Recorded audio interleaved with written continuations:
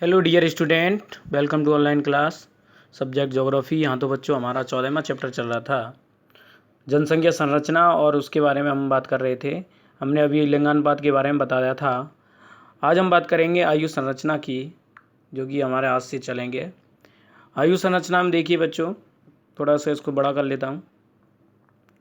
आयु संरचना का मतलब होता है कि जनसंख्या को विभिन्न आयु वर्गों में बांट करके फिर उसका अध्ययन करना आयु संरचना कहलाता है। और देखिए बच्चों, आयु संरचना में जनसंख्या के आयु वर्ग के अध्ययन से हमें क्या पता पड़ता है? श्रम शक्ति यानी काम करने वाले लोगों की, आश्रित जनसंख्या कि कितनी जनसंख्या आश्रित है अन्य लोगों पर, दीर्घ आयु लंबी जीवन जीने की आयु आदि के बारे में जानकारी प्राप्त होती है आयु संरचना से। आयु वर्ग की दृष्टि से जनसंख्या को 3 प्रमुख वर्गों में बांटा जा सकता है। पहला वर्ग है किशोर वर्ग, जो कि 0 से 14 वर्ष तक आता है। इसमें 15 दे रखा है। प्रौढ़ वर्ग 15 वर्ष से 59 वर्ष आता है, 59 वर्ष। इसके बाद में तीसरा है वृद्ध, 60 वर्ष से अधिक आयु। तो हम देख सकते हैं बच्चों, आयु संरचना में ये 3 वर्ग दे रखे हैं, और ये एक मैप दे रखा है। इसमें इसको मैप को देखें तो लिंगानुपात है, इसमें ये दे रखा है।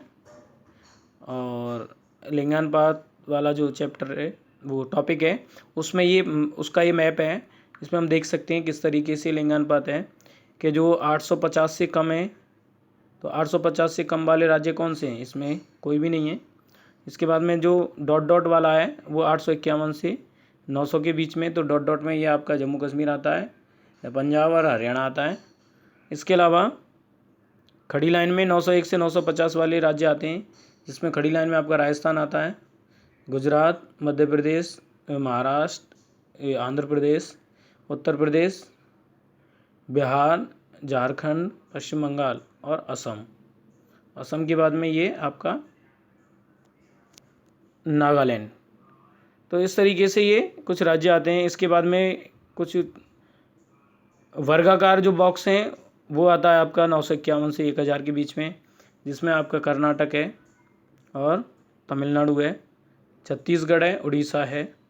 इसके बाद में असम है, मेघालय, ये मणिपुर, मिजोरम और त्रिपुरा, और आपके हिमाचल प्रदेश और उत्तराखंड ये आते हैं। इसके बाद में लास्ट में जो है 1000 से अधिक वाला जो लिंगानुपात वाला राज्य है वो अकेला आता है, केरल। तो इस तरीके से लिंगानुपात बताया गया है उस वाले चैप्टर का। आगे चलते हैं। देखिए बच्चों, आयु वर्ग के बारे में बात कर रहे थे हम। तो देखिए, सन 2011 की जनगणना के अनुसार हमारे देश में 35.6% जनसंख्या किशोर वर्ग है यानी बाल वर्ग है, 58.1% जो है वो प्रौढ़ वर्ग है, तथा 6.3% जो है वो वृद्ध वर्ग में समाहित है। इससे एक और भारत की अधिक कार्यशील जनसंख्या तथा उच्च निर्भरता अनुपात का बोध होता है। वहीं दूसरी ओर किशोर वर्ग के ऊंचे प्रतिशत से भविष्य में तीव्र जनसंख्या वृद्धि का भी संकेत मिलता है, क्योंकि जो किशोर वर्ग अगर उच्च होगा तो इसका मतलब जन्म दर अधिक है, और जन्म दर अधिक है तो जनसंख्या वृद्धि का संकेत मिलता है। आर्थिक दृष्टि से अगर देखा जाए तो यह एक आश्रित और अनुत्पादक वर्ग है।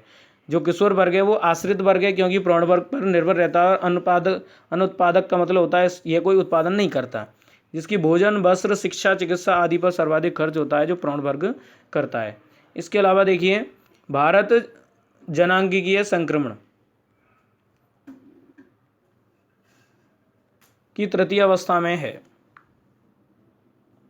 क्योंकि यहाँ प्राकृतिक वृद्धि दर जो है वो उच्चतम है। हमारे भारत में जो प्राकृतिक वृद्धि दर है वो उच्चतम है, और उच्च जन्म दर के कारण यहाँ 0 से 14 वर्ष आयु वर्ग में 29% से अधिक जनसंख्या पाई जाती है। भारत का आयु पिरामिड चौड़े आकार का होता है और तथा नुकीले सिरे वाला है, जो जनसंख्या की गतिशीलता का द्योतक है। यानी जनसंख्या बहुत ज़्यादा गतिशील होती है। भारतीय जनसंख्या की आयु संरचना का विवेचन यदि आयु वर्ग के अनुसार किया जाता है तो निम्न प्रकार 4 वर्गों में विशेषताएं इसकी दिखाई देती हैं। तो हम देख सकते हैं, देखिए बच्चों,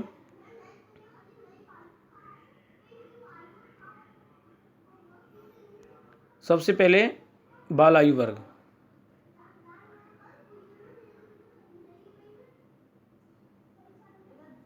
तो तो देखिए बाल आयु वर्ग पहला वर्ग है जो 0 से 14 वर्ष आयु का समूह है। इसमें देखिए वर्ष 1991 की बात करें तो जनसंख्या के अनुसार यहाँ 36.5% था, जो 2001 में 35.6% और 2011 में ये 29.5% जनसंख्या किशोर आयु वर्ग की है। इसमें 0 से 14 वर्ष की आयु वाले वर्ग या जनसंख्या आती है। दूसरा है आपका युवा आयु वर्ग, जो 15 से 59 आयु समूह है, जिसमें इस आयु के वर्ग में 2001 में 58.1% तथा 2011 में ये 62.5% लोग पाए जा गए हैं, जो जनसंख्या के अधिकांश भाग को प्रकट करती है। यह कार्यशील जनसंख्या है, जिस पर अन्य जो दो वर्ग हैं बाल वर्ग और वृद्ध वर्ग, ये दोनों इसी युवा वर्ग या प्रौढ़ वर्ग पर आश्रित होते हैं। इसके बाद में तीसरा जो वर्ग है वह है वृद्ध आयु वर्ग, जो 60 वर्ष से अधिक आयु समूह है। इसमें वर्ष 2001 में इस आयु वर्ग का प्रतिशत जो है वो 6.3 था, जो 2011 में बढ़कर 8% हो गया, जो पाश्चात्य देशों की तुलना में अभी भी बहुत कम है। यानी बुजुर्गों की संख्या हमारे भारत में आज भी 8% बनी हुई है, जो कि पश्चिमी देशों से काफ़ी कम है। इसमें ये दे रखा है बच्चों 0 से 4, 5 से 9, 10 से 14 ये आयु वर्ग दे रखे हैं, 15 से 59 और 60 से अधिक। तो इसमें देख सकते हैं हम किस तरीके से कौन कौन सा प्रतिशत पाया जाता है। ये आयु संरचना 2011 के अनुसार बताई गई है। इसके बाद में नीचे उक्त सारणी दे रखी है 1901 से लेकर के 2011 के बीच में। तो 0 से 14 वर्ष, 15 से 59 और 60 से अधिक तीनों वर्ग आयु वर्ग दे रखे हैं। तो हम 1901 में देखें तो 0 से 14 वर्ष के आयु वर्ग के जो प्रतिशत था वो 38.1% था, और प्रौढ़ वर्ग जो है वो 56.8% था, और जो वृद्ध वर्ग है वो 5.1% था। इससे हम देख सकते हैं कि लगातार इसमें वृद्धि हुई है और लास्ट 1971 तक वृद्धि हुई, उसके बाद में फिर इसमें कमी होती जा रही है। तो 2011 की अगर आंकड़ों की बात करें तो इसमें बाल वर्ग जो है वो 38 की बजाय 29.5% पाया जाता है, लेकिन प्रौढ़ वर्ग है जो वह 56 की बजाय 62.5% पाया जाता है। उसी प्रकार वृद्ध वर्ग में भी वृद्धि हुई है, जो 5.1 से बढ़कर के 8% तक हो गया है। तो उक्त सारणी से हमें ये स्पष्ट होता है कि किस तरीके से ये आयु वर्गों में वृद्धि हुई है। इसके बाद देखिए बच्चों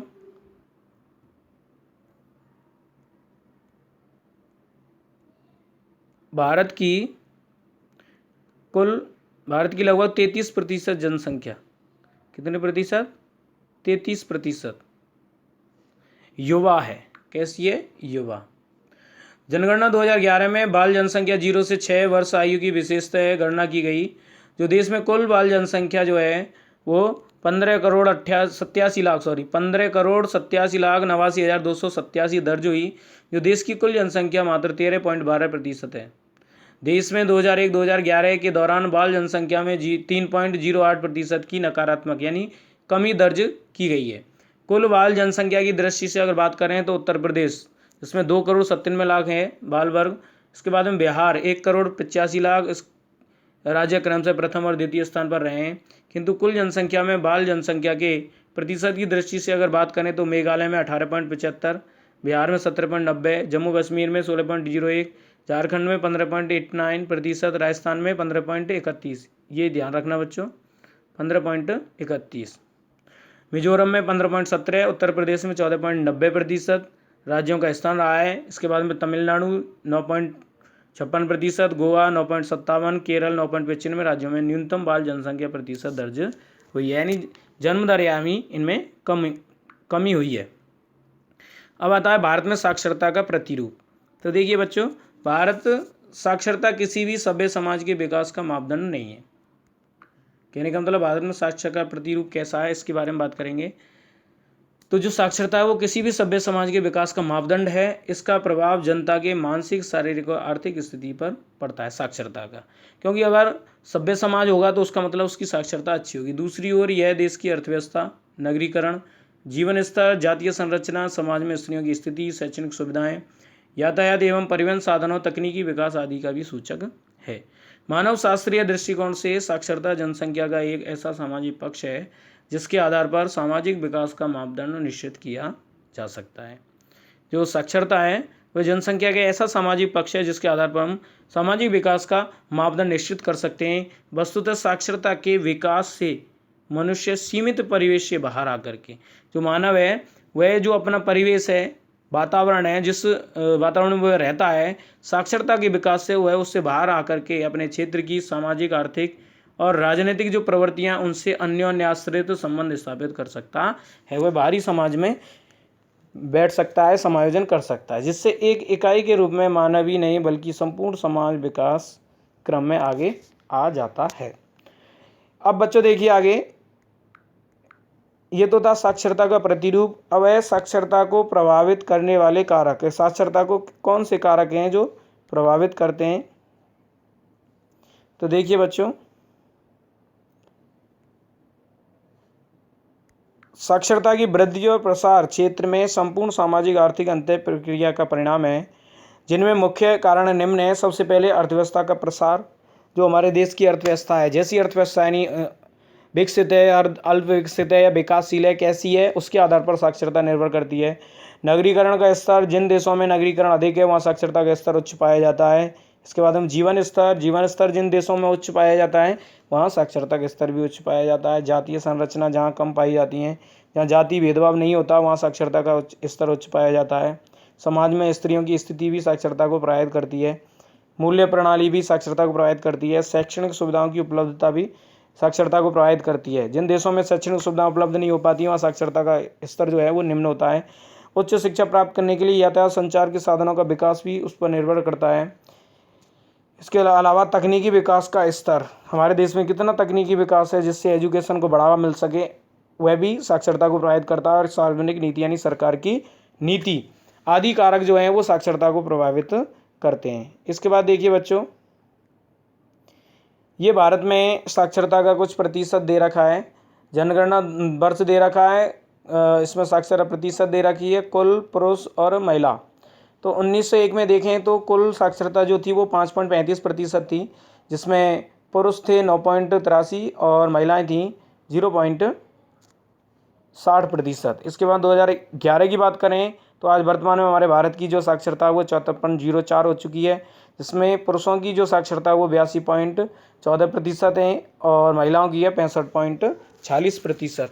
इसके बाद में बीच के जो वर्ष हैं उसमें हम देख सकते हैं कि किस तरीके से साक्षरता घटी और बढ़ी है। इसके बाद में नीचे एक आरेख दे रखा है जिसे मिश्रित आरेख भी बोलते हैं बच्चों, जो हम प्रैक्टिकल में बताते हैं। तो प्रैक्टिकली जो वर्क बुक बनाते हैं उसमें आता है ये। तो हम देख सकते हैं बच्चों, इधर तो दे रखा है साक्षरता का प्रतिशत और इधर दे रखी है वर्ष। जो ऊपर आंकड़े दे रखे थे उसी का तीनों डायग्राम बनाए गए हैं। तो कुल जो है वो तो है नीली, और ग्रीन जो है वो महिला साक्षरता को दर्शा रही है, और जो रेड है वो पुरुष साक्षरता को दर्शा रही है। और इस तरीके से ये ग्राफ बना हुआ है। तो देख सकते हैं हम सारणी में, सारणी 14.6 और आरेख 14.4 से स्पष्ट है कि सन 1961 के बाद साक्षरता में तीव्र गति से क्या हुई है, वृद्धि हुई है। कुल साक्षरता सन 1961 में 28.30% थी सन 1961 में, जो सन 2011 में 74.04 हो गई। क्वेश्चन आ सकता है बच्चों यहाँ से कि 2011 में साक्षरता कितनी है भारत की, तो 74.04। इस प्रकार लगभग 50 वर्षों में साक्षरता में क्या है, 3 गुनी वृद्धि हुई है। यह विभिन्न क्षेत्रों में विद्यालयों के विकास के कारण, साक्षरता संबंधी सरकारी नीतियों के कारण और सामान्य जनसंख्या में जागरूकता आने जैसे कारणों से संभव हुआ है। जो साक्षरता में 3 गुना वृद्धि हुई है ये निम्न कारणों से संभव हुई है। पुरुष साक्षरता जो सन 1961 में 40.40% थी, जो 2011 में बढ़कर कितनी हो गई, 82.14% हो गई है। इसी प्रकार से महिला साक्षरता की बात करें तो महिला साक्षरता दर जो है 1961 में 15.35% थी, जो बढ़कर 2011 में 65.46% बढ़कर लगभग 4 गुना हो गई है। तो इस तरीके से ये साक्षरता के बारे में बच्चों बताया गया है। इसके बाद में देखिए, उक्त वर्णन से स्पष्ट होता है कि देश में पुरुष साक्षरता की अपेक्षा महिला साक्षरता में तीव्र गति से वृद्धि हुई है। सन 1981 के बाद तो साक्षरता की वृद्धि की गति और तेज हो गई। महिला साक्षरता में तीव्र वृद्धि, सामाजिक जागरूकता, सरकारी प्रोत्साहन, लैंगिक विभेदीकरण में कमी होना आदि कारणों का परिणाम है। यानी साक्षरता में तीव्र वृद्धि, महिला साक्षरता में तीव्र वृद्धि का कारण यही है कि महिला साक्षरता में तीव्र सामाजिक जागरूकता आई, सरकारी प्रोत्साहन मिला, महिलाओं को 50% आरक्षण है, लैंगिक विभेदीकरण में कमी हुई है, लिंग के आधार पर जो विभेद किया जाता है उसमें कमी हुई है, आदि कारणों से महिला साक्षरता बढ़ी है। बच्चों आज के लिए इतना ही है, बाकी का हम आगे जो है वो कल पढ़ाएंगे यहाँ से राज्यों में साक्षरता के अनुसार, राज्यों के अनुसार साक्षरता